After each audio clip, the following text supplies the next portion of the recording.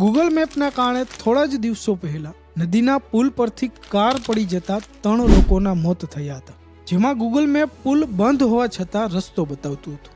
તો આ ગૂગલ મેપને રસ્તો ચાલુ છે કે બંધ તેની જાણ કેવી રીતે થાય છે? ચાલો હું કહું તમને ગજબની વાત, જેથી કરી તમારી સાથે આવું ન થાય. ગૂગલ મેપને રસ્તાની જાણ મુખ્ય 3 વસ્તુઓથી થાય છે. પહેલું, સેટેલાઇટ ઇમેજ દ્વારા.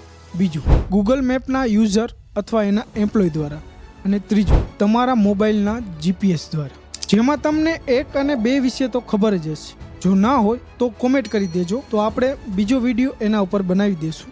પણ મારે ખાસ વાત ત્રીજા નંબર ઉપર કરવી છે. તમારા મોબાઈલ દ્વારા કેવી રીતે ગૂગલ મેપને રસ્તાની ખબર પડે? તમારો મોબાઈલ ગૂગલને સતત તમારું લોકેશન મોકલતો રહે છે. માનો કે તમે રાજકોટથી તમારા ગામ સુધી રોજ અપડાઉન કરો છો, તો ગૂગલ મેપ તમને રોજ ટ્રેક કરીને એ રસ્તાની માહિતી લેતું રહે છે કે તમે ક્યાંથી કેવી રીતે જાઓ છો. હવે કોક દિવસ તમારા ગામના રસ્તામાં ક્યાંક પુલનું કામ ચાલે છે અને ત્યાં ડાયવર્ઝન કરેલ છે, તો તમે હવે તે ડાયવર્ઝન પર ચાલવાના છો. એટલે ગૂગલને એમ થશે કે આ ભાઈ રોજ ચાલતા હતા એની જગ્યાએ કેમ બીજા રસ્તે જાય છે. તમારા જેવા જેટલા એ રસ્તા ઉપર ચાલતા હશે એ બધાના લોકેશન ચેક કરશે અને જોશે કે તે પણ ત્યાંથી જ ચાલે છે. જો એવું હશે તો એ બધો ડેટા ભેગો કરીને પછી તેને મેપમાં અપડેટ કરવામાં આવે છે, જેથી કરીને તમને રોડ પરનું કન્સ્ટ્રક્શન, ટ્રાફિક જેવી બધી જ જાણકારીઓ તમને મળતી હોય છે. પણ આ અપડેટની પ્રોસેસમાં ઘણો સમય લાગતો હોય છે, એટલે બીજી વાર અજાણી જગ્યાએ જાઓ તો ગૂગલ મેપ પર ભરોસો કરતા પહેલા ત્યાંના લોકલને પૂછી જોજો, નહીતર